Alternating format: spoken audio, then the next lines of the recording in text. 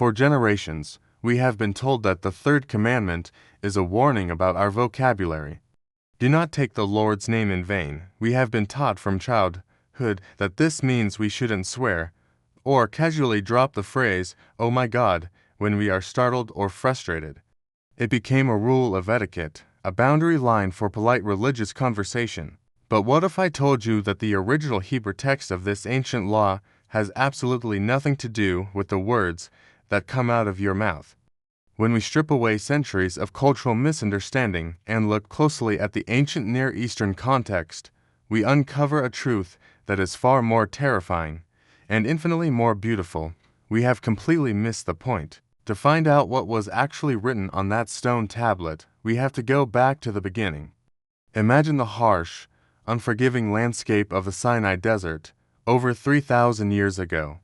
A massive gathering of people, recently freed from generations of brutal slavery in Egypt, stands trembling at the base of a jagged mountain.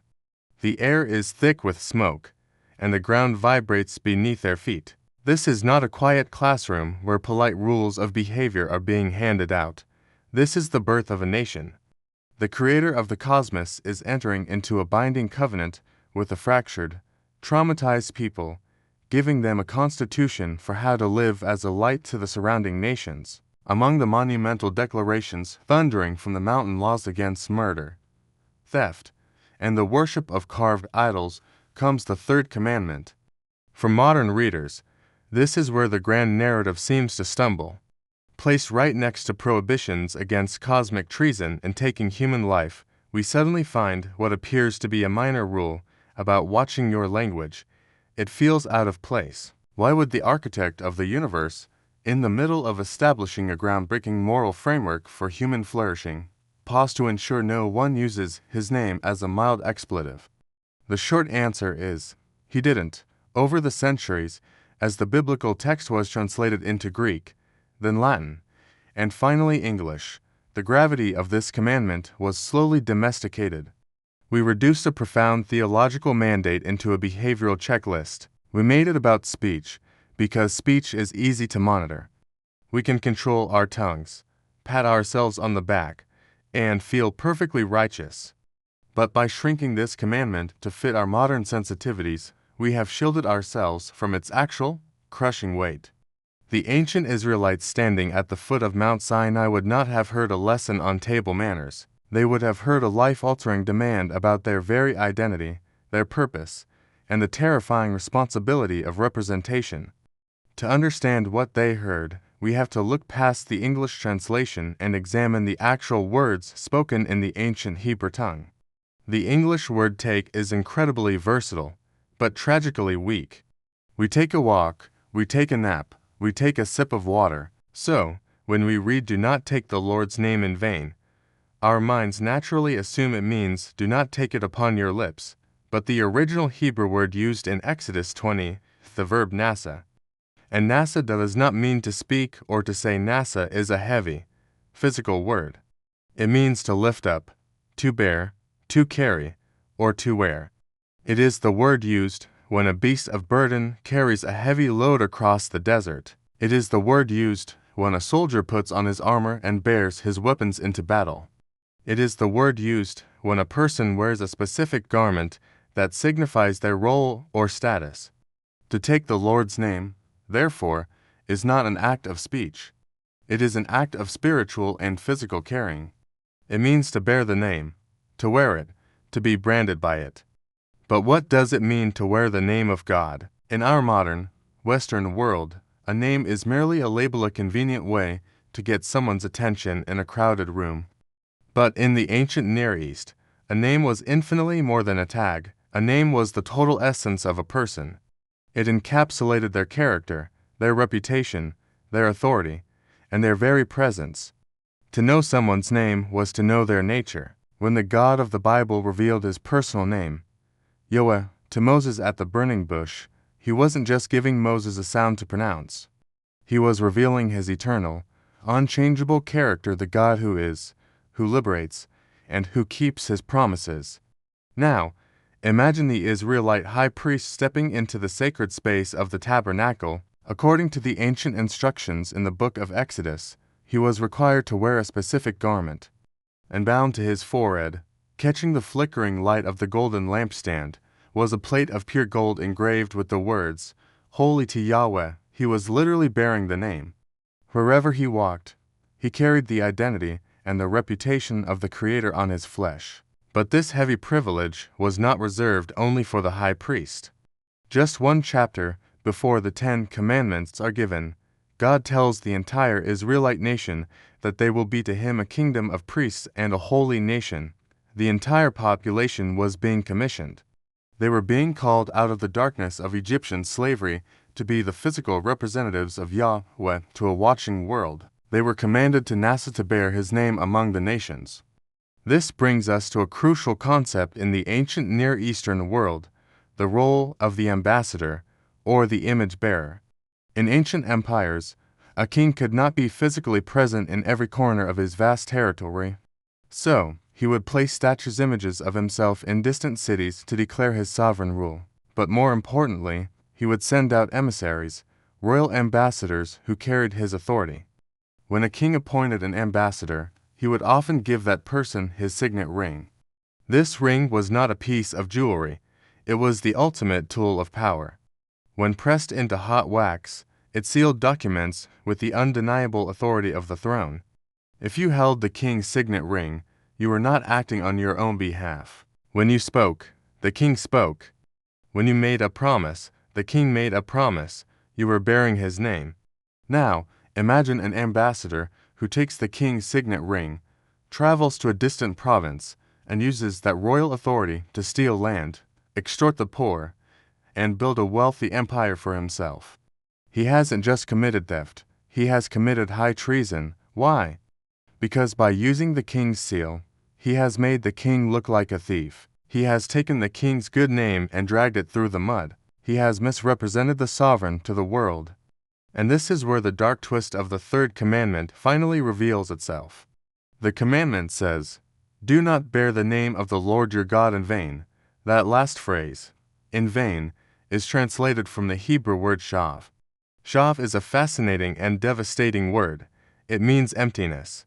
It means vanity, falsehood, deception, and ruin. It refers to something that is hollow on the inside, something that promises substance but delivers only a shadow.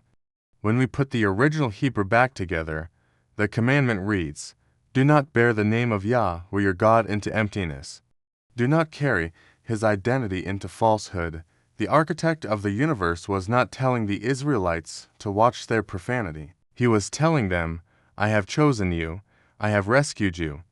I have placed my invisible signet ring upon your finger. You are my representatives to the world. Do not put on my uniform and then live like the Egyptians. Do not claim my name and then live a life of emptiness, cruelty, and deception. Do not make me look like a monster to the nations." This is why, centuries later, Jesus of Nazareth directed his most blistering, terrifying critiques not at the prostitutes, the tax collectors, or the pagan Romans, but at the religious elite of his own people. The Pharisees and the teachers of the law were men who never, ever uttered a curse word. They were so terrified of breaking the Third Commandment that they refused to even pronounce the name of God out loud, substituting it with other titles just to be safe. Their vocabulary was perfectly, flawlessly holy. Yet, Jesus looked at these impeccably polite religious leaders and called them whitewashed tombs. Why? Because they devoured widows' houses, crushed the poor under heavy burdens, and hoarded power, all while claiming to act on behalf of God. They had perfectly sanitized their speech, but their lives were a masterpiece of shav of emptiness and deception. They were the ultimate violators of the Third Commandment. They were bearing the name of the God of boundless love and justice, and using it to endorse a system of oppression. To take the Lord's name in vain is spiritual fraud. It is claiming the identity of Christ while your heart remains captivated by your own ego. It is putting a Christian bumper sticker on your car and then driving through life with a heart full of racism, bitterness, and greed. It is launching holy wars, passing unjust laws, and manipulating the vulnerable, all while shouting that God is on your side. Understanding this ancient truth sheds a piercing light on one of the greatest psychological and spiritual crises of our modern age: religious trauma. There are millions of people today who have walked away from the church, walked away from religion, and walked away from God entirely. If you ask them why, it is rarely because they have a theological problem with the teachings of Jesus. It is almost always because they were deeply wounded by someone who claimed to represent him. They were judged, marginalized, or abused by people wearing the name of God as a badge of superiority rather than a mantle of humility. If you are one of those people who have been hurt by the institution of religion, the true meaning of the Third Commandment offers a profound, unexpected validation of your pain. Your anger at the hypocrisy is not a rebellion against God. It is actually an echo of God's own heart. The Creator of the universe shares your outrage. He is fiercely protective of his name, not out of divine ego, but because he knows that when his representatives act with cruelty, it is the vulnerable who suffer. The deepest wounds are inflicted not by the secular world, but by the hands of those wielding the signet ring of heaven to build their own earthly kingdoms. When we understand the Third Commandment, we realize that God does not defend the religious abusers. He indicts them. This revelation also frees us from the exhausting psychological trap of religious overthinking. How many of us grew up consumed by a low-grade, chronic anxiety, constantly policing our thoughts and our words, terrified that a slip of the tongue would incur divine wrath? We were trained to manage our optics, to say the right Christian phrases, while inside we were drowning in loneliness and secret fears. We thought we were honoring God by keeping our language clean, even as our souls were aching. But God is not a cosmic grammar police waiting to strike you down for an involuntary reaction. He is a Father who is infinitely more concerned with the posture of your heart than the polish of your vocabulary. So, how do we stop taking the Lord's name in vain? How do we bear the name of Yahweh in a world that is so fractured and overwhelmed? The answer is not found in trying harder to be perfect. The answer is found in surrender. To wear the name of God properly is to recognize that you cannot manufacture His character on your own. It requires a daily, quiet yielding. It means looking at the life of Jesus, the ultimate, perfect image bearer, the exact imprint of the divine nature, and allowing His Spirit to rewrite the way you interact with reality. It means that when you go to work tomorrow, you don't just carry your briefcase. You carry the reputation of the God who loves your coworkers. When you scroll through social media, you refuse to participate in the outrage machine because you bear the name of the Prince of Peace. When your spouse or your child tests your patience, you respond with a grace that does not make sense to the world, because you are wearing the uniform of a God who is slow to anger and abounding in steadfast love. It is not about living a flawless life, it is about living an authentic one.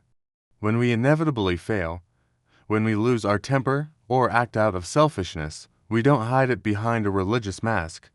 We confess it, we repent, and we make amends. Paradoxically, admitting our brokenness is one of the most powerful ways to bear the name of a God who specializes in redeeming broken things. The Third Commandment was never meant to be a padlock on your lips.